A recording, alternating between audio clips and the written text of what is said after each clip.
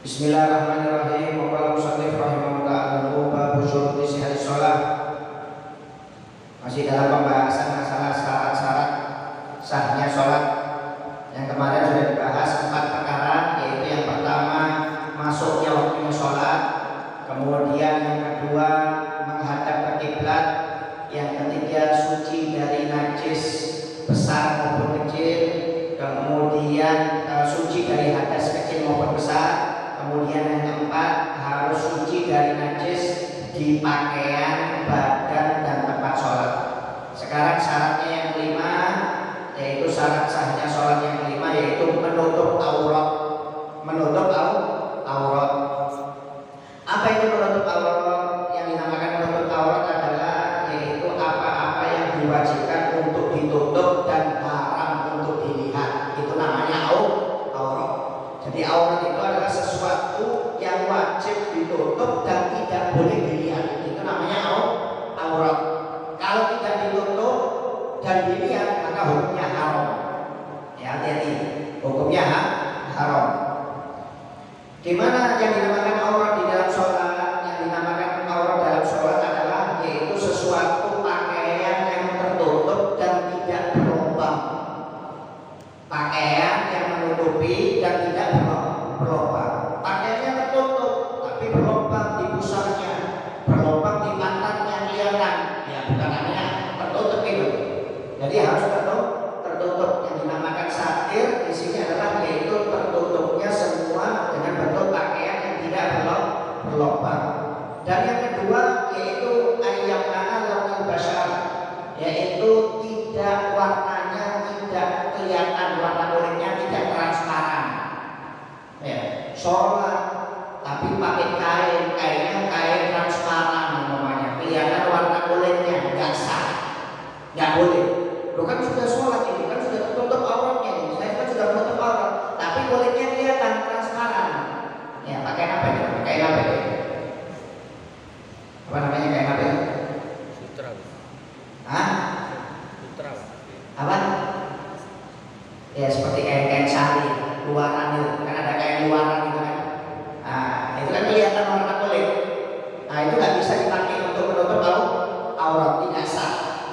Ya, jadi aurat itu syaratnya pakaiannya tidak pakaiannya itu tidak tembus pandang dan tidak berlubang. Itu baru boleh dipakai untuk menutup aurat. Sekarang dibahas masalah auratnya laki-laki. Auratnya laki-laki yang pertama yaitu laki-laki itu jika sendirian, tidak ada orang lain. Ya, nggak ada temannya, nggak ada keluarganya, nggak ada istrinya, dia sendirian. Gimana auratnya laki-laki ketika sendirian? Yaitu sawatan, yaitu bagian depan dan belakang tertutup, minimal pakai cawat, minimal celana dalam. Jadi walaupun sendirian jangan telanjang. Ya, mentang-mentang sendirian telanjang umpamanya. Ya, bahasanya apa? Walaupun di kamar mandi, mandinya pakai celana dalam. Ya, jadi kalau sendirian, auratnya laki-laki ketika sendirian itu adalah bagian kemaluan depan dan belakang. Ya, jadi kalau mandi umpamanya nggak pakai celana dalam, ya nggak apa-apa, tapi jangan dilihat kalau bisa. Kemaluan depannya atau belakangnya jangan dilihat. Ya, ini kalau sendirian. Jadi kalau sendirian pun ada auratnya, yaitu kemaluan depan dan belakang. Makanya Sayyidina Ali bin Abi Thalib dinamakan karena wajah. Mudah-mudahan Allah memuliakan wajahnya. Kenapa? Karena mulai lahir sampai meninggal tidak pernah melihat auratnya sendiri Sayyidina Ali bin Abi Thalib. Makanya dinamakan karena wajah julukannya. Mudah-mudahan Allah memuliakan wajahnya. Jadi jangankan auratnya orang lain, auratnya sendiri nggak pernah dilihat. Kalau kita kan jangan tanya sehari 20 kali lihat aurat sendiri. Ya, lihat modelnya seperti apa. Ya, jadi kalau sendirian itu minimal pakai celana dalam. Jadi tertutup kemaluan depan dan belakangnya. Walaupun mandi bahasanya. Ya, jadi jangan sampai kelihatan. Itu auratnya laki-laki ketika sendirian. Kemudian auratnya laki-laki ketika sholat dan ketika di depan orang laki-laki yang lainnya dan di depan perempuan yang mahram. Perempuan yang mahram ini seperti ibunya, kakaknya,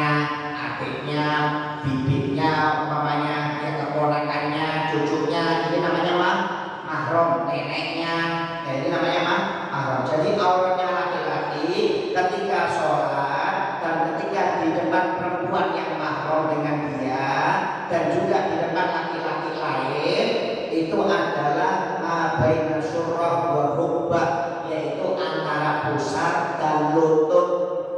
Antara pusar dan lutut. Nah, hati-hati. Jangan di rumah pakai baju, pakai celana pendek. Ini ngawur. Ini salah. Ya. Atau pakai sarung, pakai celana, bajunya kaos dalamnya dibuka kelihatan pusarnya. Ya, mentang-mentang di depan kawannya habis main bola umpamanya buka baju kelihatan pusarnya. Main bola, main basket pakai celana di atas lutut umpamanya, hati-hati, haram. Kalau main bola, main basket, kalau bisa kainnya itu di bawah lutut, pakai kain celana 3/4, itu diperhatikan. Ya. Ini kadang-kadang semau-maunya sendiri. Ya. Kerja bakti umpamanya buka baju, ya, sampai kelihatan auratnya, kelihatan pusarnya. Iya, kalau badannya tengkar gitu apa masih spek perutnya. Ini perutnya one pack ke depan lagi, ya, sudah berkeringat lagi, bau buka jangan diperhatikan. Ini kebanyakan diremehkan orang gitu. Ya, hati-hati, walaupun Anda di depan orang laki-laki lain, itu lutut sampai pusar tidak boleh kelihatan sama sekali. Harus tertutup. Ya, jadi kalau bisa pakai celana 3/4 sehingga agak turun ke bawah lutut. Kemudian hati-hati kalau pakai sarung, diangkat sarungnya sampai di atas pusar. Yang penting antara pusar dan lutut ini tidak kelihatan walaupun sama-sama laki-laki. Ya, ini banyak disepelekan. Hati-hati, dosa. Ya, kalau Anda biarkan dosa, itu haram hukumnya. Kata Nabi Muhammad, yang aku takutkan bukan dosa besar. Kalau dosa besar orang bisa tobat, yang kecil dibiarkan akhirnya bisa menggulung. Ya, seperti aurat ini dibiarkan pakai celana pendek di depan teman-temannya, dibiarkan akhirnya bisa menggulung. Itu dilihat berapa lama ya? 1 jam, 2 jam, 3 jam, berhari-hari, tiap hari pakai celana pendek. Hati-hati, ya, jangan dianggap remeh. Ini dosa, itu hukumnya haram. Ya, makanya auratnya laki-laki ketika sholat, kemudian ketika di depan perempuan yang mahram seperti ibunya, anaknya, bibinya, neneknya, keponakannya, saudaranya, dan di depan laki-laki, maka antara pusar dan lutut harus tertutup, tidak boleh terbuka. Ini harus diperhatikan. Ya, jangan dibikin mainan. Ya, silakan Anda kerja, silakan Anda main olahraga, tapi antara lutut dan pusar harus tertutup. Ya. Tapi untuk sholat jangan diamalkan. Ya. Dan orang sholat kan walaupun pakai sarung, kemudian sarungnya diangkat sampai di atas pusar, sah atau tidak? Sah. Ya. Tapi nggak pantas. Masa di depan Allah Subhanahu wa Ta'ala pakai sarung, nggak pakai baju? Ya. Cuma sarungnya aja diangkat. Bukan, yang penting kan tertutup auratnya. Iya, itu untuk pengetahuan kita, jangan diamalkan. Ya, kalau ketemu bupati pakainya lengkap, pakai parfum. Ketemu presiden, ketemu istrinya, mamanya pakaiannya bagus. Tapi kalau ketemu Allah Ta'ala, masa mau buka pakaian seperti itu? Waliyahulillah minta. Ya, karena ini kadang-kadang diamalkan oleh sebagian orang. Ya, saya pernah lihat orang sholat cuma pakai sarung aja ditaruh di atasnya gini, nggak pakai baju sama sekali, kelihatan susunya laki-laki itu sholat. Ini apa-apaan? Ini menghadap pokok telanjang seperti ini. Walaupun sah dalam hukum fikih, cuma tidak etis. Ya. Kemudian auratnya laki-laki ketika di depan perempuan yang bukan mahramnya, maka seluruh badan. Jadi kalau laki-laki di depan perempuan yang bukan mahram, seluruh badan harus tertutup.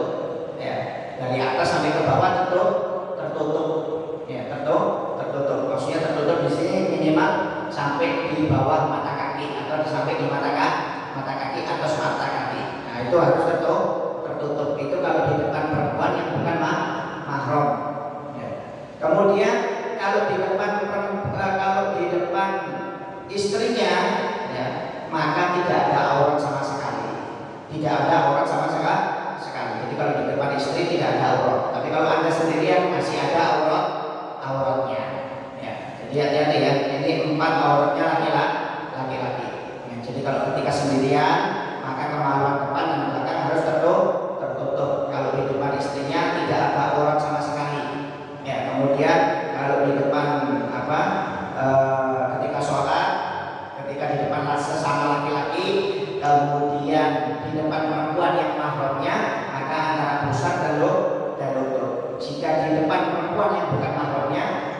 seluruh badan. Maksudnya apa? Pakai baju atau kaos dalam, kemudian pakai celana 3/4. Nah, seperti itu. Itu kalau di depan perempuan yang bukan mahram.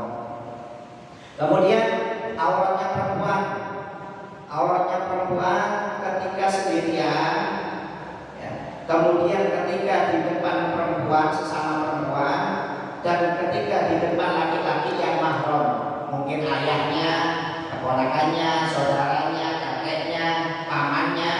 Nah, itu ma baina surah wa rukbah, antara pusar dan lutut. Antara pusar dan lutut. Nah, itu auratnya perempuan. Ya, auratnya perempuan ketika sendirian, ketika di depan sama-sama perempuan, dan di depan laki-laki yang mahram sama seperti laki-laki, antara pusar dan lutut. Antara pusar dan lutut. Cuma ya gitu, jangan diamalkan. Ya, mentang-mentang di depan mahram bapaknya umpamanya celananya cuma sampai selutut sama pusar, atasnya di atas pusar terbuka semuanya. Ya ngawur ini namanya. Ya, jangan diamalkan, cuma untuk diketahui saja. Ya, jadi auratnya perempuan ketika sendirian dan di depan sama-sama perempuan, dan ketika di laki-laki yang mahramnya antara pusar dan lutut. Jadi antara lutut dan pusar ini harus tertutup, tapi lebih sopannya tertutup semuanya. Itu lebih sopan. Ya. Kemudian yang kedua yaitu ketika sholat, yaitu seluruh badannya kecuali muka, kecuali wajah dan dua telapak tangan. Ya, jadi auratnya perempuan ketika sholat itu seluruh badannya kecuali wajah dan dua telapak tangan. Jadi kalau perempuan sholat itu harus tertutup semuanya. Yang kelihatan ini cuma wajahnya saja dan dua telapak tangannya.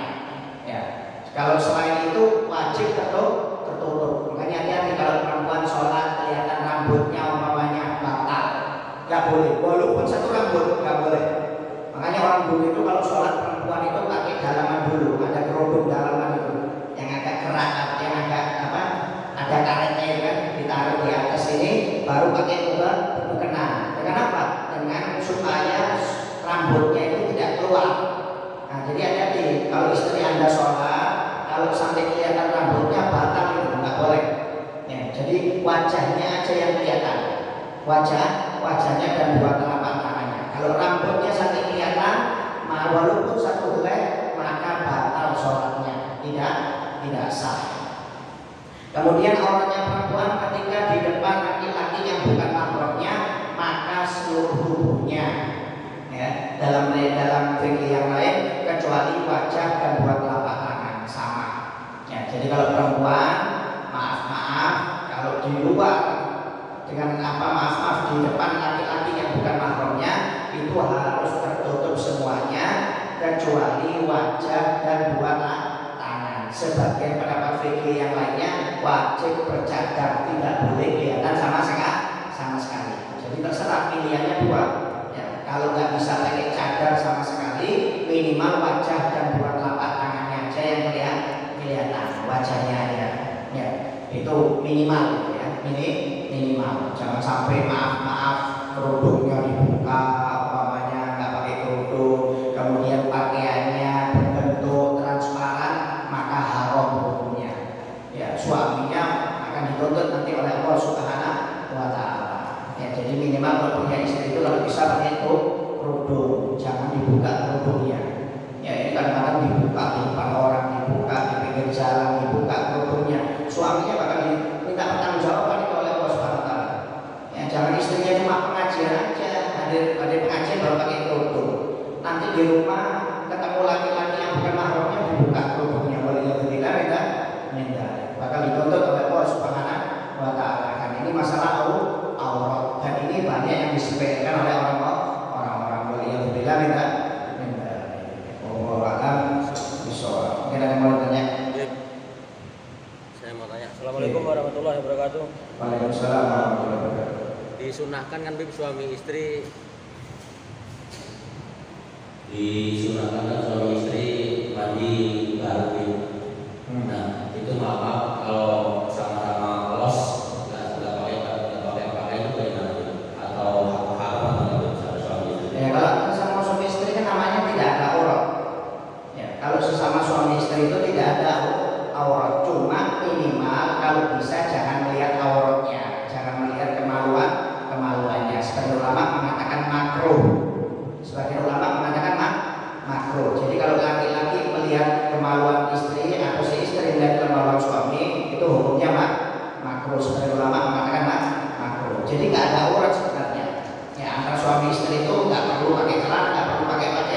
cuma minimal kemaluan depan sama belakangnya itu jangan dilihat, ya, bukan dipakai ya, tapi jangan dilihat karena melihatnya itu hukumnya makruh, bukan haram ya, makruh karena antara suami istri itu tidak ada aurat. Jadi antara suami istri itu boleh, tidak ada masalah, tidak terbuka apa tidak tertutup auratnya itu boleh, cuma sebagai ulama mengatakan makruh untuk dilihat. Untuk dilihatnya maksudnya hukumnya makruh, jadi tidak ada masalah, sah.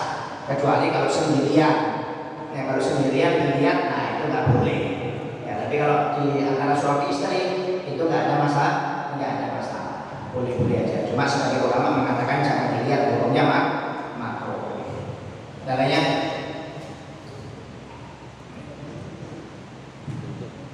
Assalamualaikum warahmatullahi wabarakatuh. Waalaikumsalam warahmatullahi wabarakatuh. Ada beberapa pertanyaan. Yang pertama, apa hukumnya ketika seseorang menjadikan ibadah sunnah itu seperti halnya ibadah yang wajib?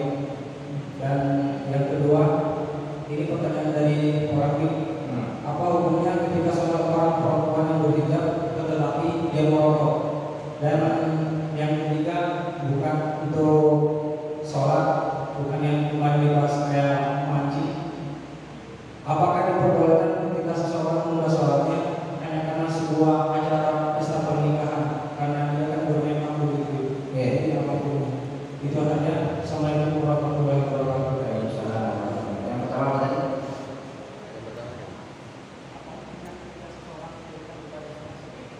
Ya, jadi bagaimana hukumnya seseorang itu beribadah sunnah seakan-akan wajib? Ini ibadahnya orang soleh. Orang soleh itu mengerjakan sunnah seakan-akan itu suatu kewajiban, nggak ada masalah, itu bagus. Bahkan orang soleh itu menganggap sesuatu yang makruh itu haram. Jadi jangankan yang haram, yang makruh pun nggak mau dikerjakan. Jangankan yang wajib, yang sunnah pun tidak pernah ditinggalkan. Ini amalannya orang soleh, amalannya sahabat, ulama seperti ini biasanya.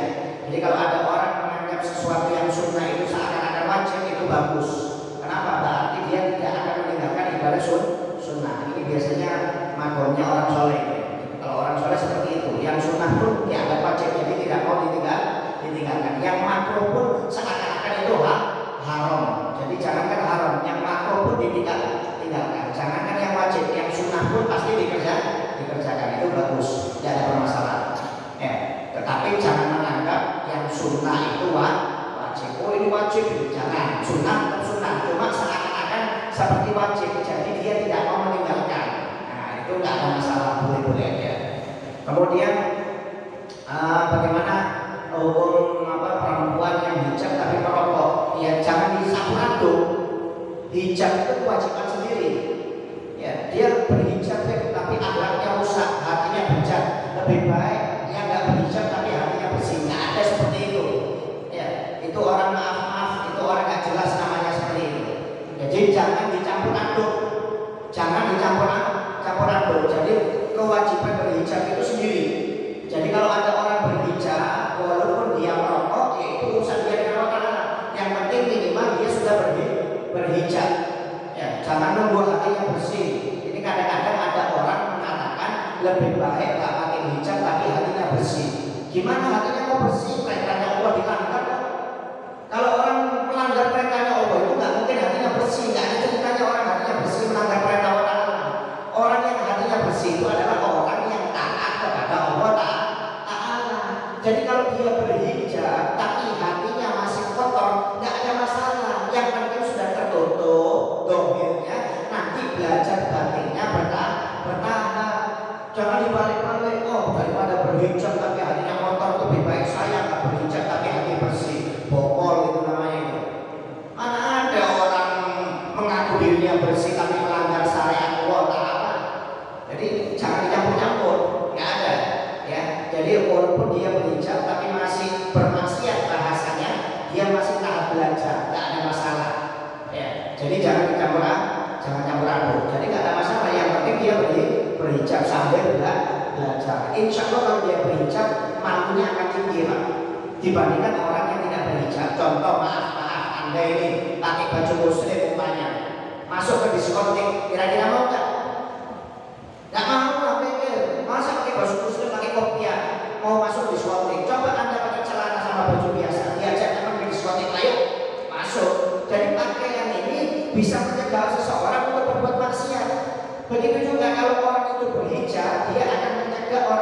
bermaksiat kepada Allah Ta'ala walaupun tidak secara langsung. Jadi lebih baik orang yang berhijab daripada orang yang tidak berhijab tapi mengatakan dirinya bersih. Itu tidak ada perkataan seperti itu. Ya, jadi berhijab tidak ada masalah, dan itu karena syariat dan kewajiban. Ya, kemudian bagaimana hukumnya orang yang menunda sholat karena ada acara perkawinan? Ya, di dalam kitab Bughyatul Mustasyidin itu boleh menjamak 2 waktu sholat untuk orang yang menikah, tapi khusus pengantinnya. Yang lainnya jangan ikut-ikutan. Ini ikut-ikutan bapak, ibunya, saudaranya, semuanya yang jaga sholatnya dijamak semuanya, nggak boleh. Ini khusus untuk pengantin. Jadi kalau pengantin itu dapat rukhsah, dapat keringanan untuk menjamak 2 waktu sholat. Jadi ini khusus pengantinnya saja. Ya, jadi kalau yang di atas yang bapak ibunya itu suruh turun sudah, suruh duduk, suruh sholat. Kalau pengantinnya dijamak nggak apa-apa, karena ada udzur, ada rukhsah. Jadi bukan mengakhirkan, tapi niat jamak. Terserah mau jamak takbir boleh, mau jamak takhir boleh. Jangan sampai nggak niat jamak, jangan sampai meninggalkan sholat tanpa dosa. Jadi boleh, tapi niatnya aja jamak, bukan mengakhirkan, bukan meninggalkan, tapi menjamak 2 waktu sholat baik di awal maupun di akhir. Ini di dalam kitab Bughyatul Mustasyidin Al-Hadib Rahman Al-Masyhur itu diperbolehkan, tapi khusus untuk pengantinnya saja. Ya, jadi yang di atas yang lainnya bapak ibunya, saudaranya jangan ikut-ikutan. Kan yang banyak itu kan makeupnya pengantin saja. Ya, ini makeupnya pengantin banyak, yang di atas juga lebih banyak, lebih parah daripada pengantinnya, jangan. Ya, karena kalau yang lain itu tetap wajib sholat on time. Ya, jadi nggak ada masalah ya. Yaitu menjamak 2 waktu sholat diperbolehkan. Ya. Ada lagi? Terakhir.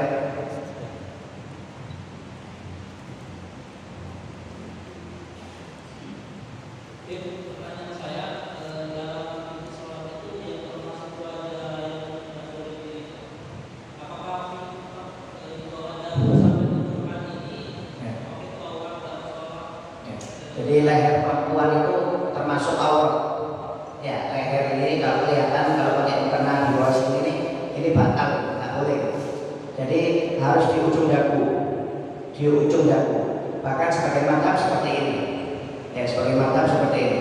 Nah, kalau ditutup kalau sholat, kalau anda lihat orang-orang Iran itu mana ininya tertutup dagunya. Tapi kalau dalam Syafi'i ini ujung dagu.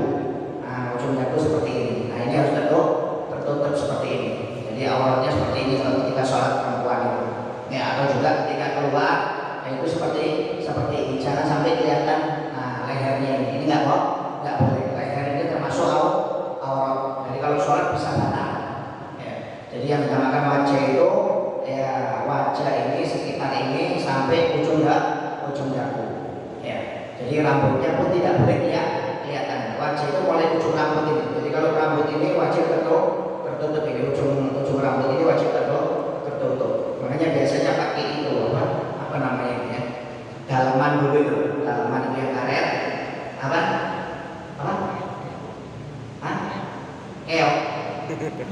Keok, masa keok namanya? Ya, bahasanya seperti itu lah. Pakai yang karet itu baru dikasih mukena. Nah, kalau pakai yang karet itu insya Allah nggak kelihatan.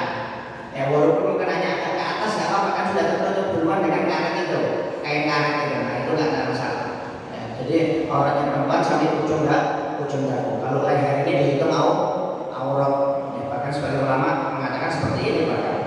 Ya, sebagian ulama mengatakan seperti itu. Imam Syafi'i tidak. Imam Syafi'i sampai ujung sini.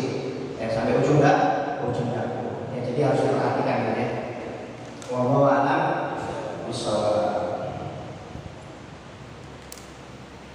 Kemudian ada permintaan surah Al-Fatihah untuk yang sedang sakit, yaitu yang pertama untuk Ibu Wakina binti Maknawi yang sedang sakit, kemudian untuk Ibu Aisyah binti Ba'ar dari Ibu